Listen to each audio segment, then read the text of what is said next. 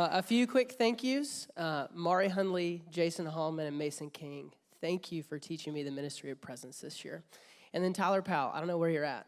Brother, I would not be stepping into my call to plant a church without your care in my life this year. So thanks, man. When it comes to church planting, there is why and there is where.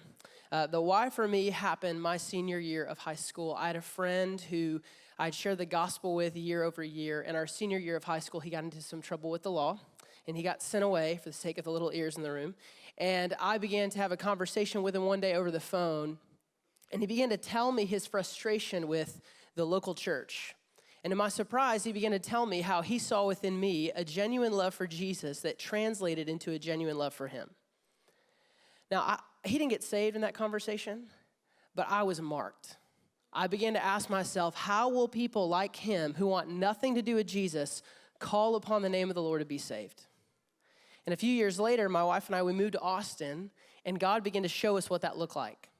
We started leading a home group at a church that I worked at, and suddenly we had believers and non-believers living life together in this community. And these non-believers began to consider the ways of Jesus, not because we were perfect, but because we loved Jesus and we loved them, and we loved each other. And it was during our time in Austin that God began to really clarify church planting was the way we would see non-believers call upon the name of the Lord. And my wife reminded me as we reflected this week, there were several moments, she told me, where we would be in Austin and I would just start crying, which shocks none of you who know me well in this room. And I would just tell her how I wanted to see Austin reached and how I wanted to give my life to it. And it really was that desire over the years, as we've done ministry for the past 8 or 9 years, that church planting in Austin have been the consistent beats of our heart.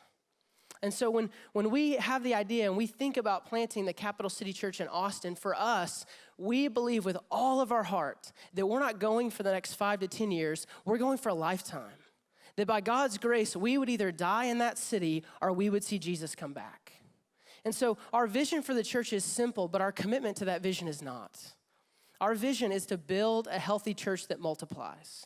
When we ask you to partner with us, no, we're not asking you to consider partnering with one church being planted or one church growing, because it will not be one church that reaches the city of Austin.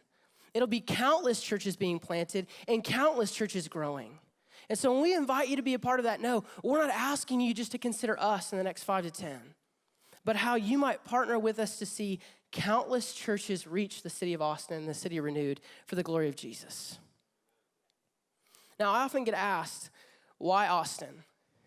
And I want you to know, I think that's a very fair question.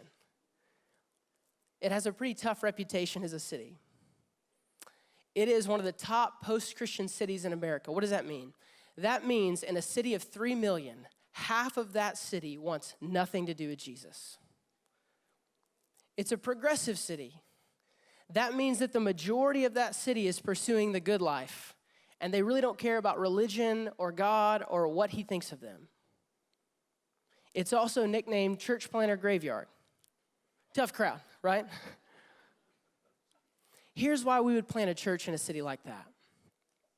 Because when we look at those post-Christians, 1.5 million of them, we know there is no hope for them in any community or any kingdom unless Jesus is at the head of it.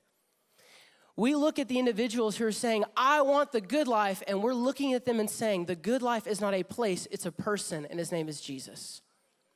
We look at a city nicknamed Church Planter Graveyard, and we go confidently because we know the God who looks on the valley of dry bones and calls dead people to life.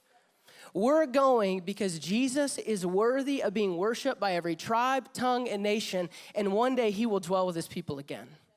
That's why we're going, and that's what we want you to be a part of. Now, if you want to help us and you want to partner with us, you can do that in 3 ways. You can pray, you can give, or you can go.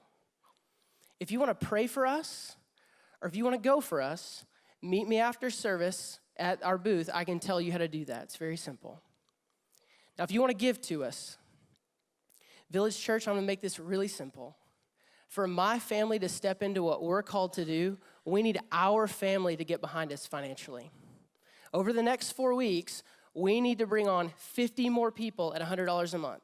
50 more people at $100 a month. If you want to give, you can go to that link, or you can come to the foyer, and I can tell you how to get that signed up today before you leave.